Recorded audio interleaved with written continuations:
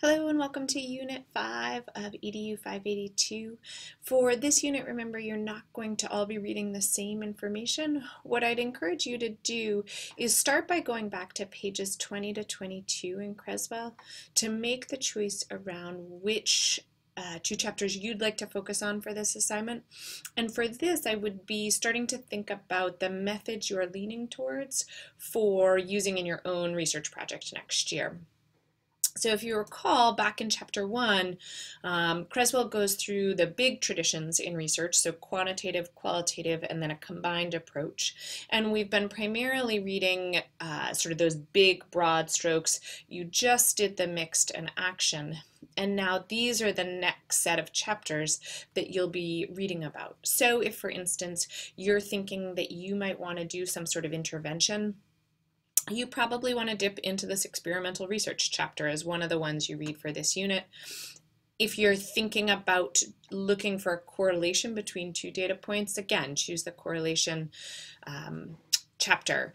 The other thing that may be helpful prior to making your selection as to which two chapters you're going to read is looking at the sample study that's at the end of each of those chapters.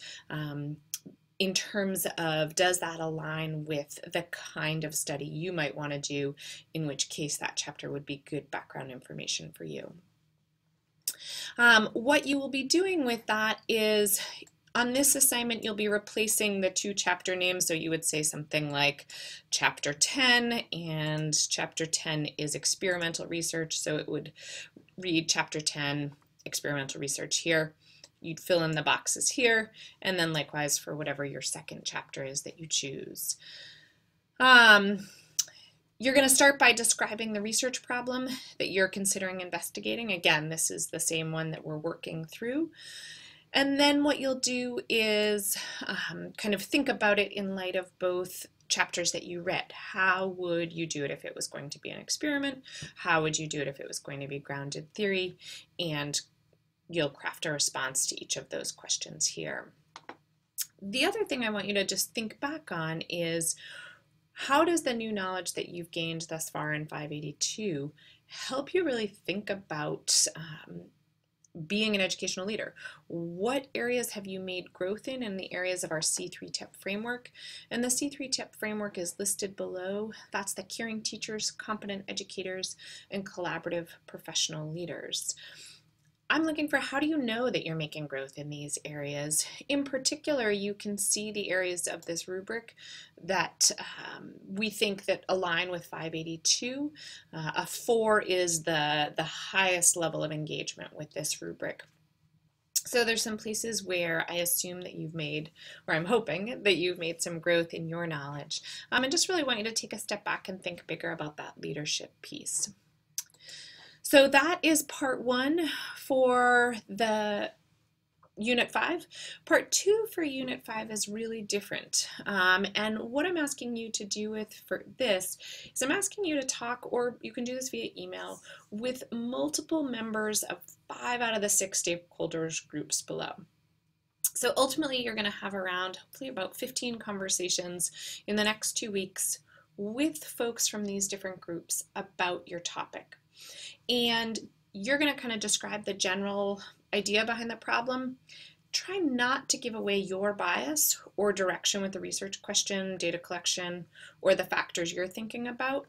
So your introduction might sound like this: I'm a graduate student and I have the opportunity to learn more about a topic of my choice that could help us better teach kids. In my experience, I have seen that when kids have lunch at school in their classrooms, they're more engaged with me.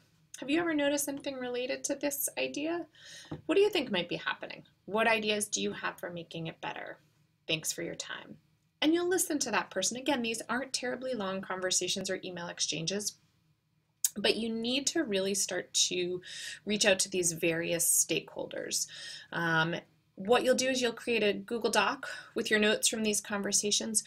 Don't list the names of the specific people you talk to, just what group the person belongs to. So you would put it here. put a note about what date you talked to them, what medium it was, and then just any notes you have, or if there was something particularly relevant that they said, you could paste that there. Feel free to share the document with me if you would like to. It's really just to inform your thinking, but I'd love to see them. And again, the goal is around 15 conversations. Once you've had those conversations, you're going to bring that together with a 300 to 400 word summary of your process. And this you're going to be posting onto the stream in Classroom. For this, you want to describe your general topic to kind of remind everyone else in the class that will be seeing these. And then 3 things you learned by listening to other stakeholders about the issue and how these conversations helped you sharpen your focus. Again, you're not telling us 3 things they said, but more just summaries of kind of the way it helped you think about, gosh, how do we make school lunch universal for all kids, or relationships between students and teachers that get formed in social times are really important. Okay. If you have not used Google Classroom to post on the stream, this is a test one that Meredith and I use all the time. When you are looking at Google Classroom, there should be a big plus in the bottom right-hand corner. You just hit Create Post, and then you'll be able to start typing your response. Please do type it as text here if you want to compose it in another document, but post it here so that we can all see it, and then you'll just click Post at the end of that. And what I'm asking for is that original post is up by the 8th of April, and then I am asking by a couple days later that you've responded to at least 2 peers, and those responses should be about the substance of the topic. You can offer something new on the topic that they have. You can ask them a probing question about their reflection, but your goal is to help your peer sharpen his or her focus with the research problem. And then there's also the APA C and D that are due. A lot of you have kind of jumped ahead already. And then just a reminder about the outcomes and assessments piece. The outcomes, these numbers here, line up with these course objectives and sort of let you know how those 2 are mapped together. And then this down here, whether it's the research matrix or the APA exercises, just lets you know that when I total this up in Blackboard, remember that the grades are a weighted grade, and it just lets you know which category that part comes from. So I hope this helps you get a start with Unit 5. As always, if there's questions, please just reach out and let me know.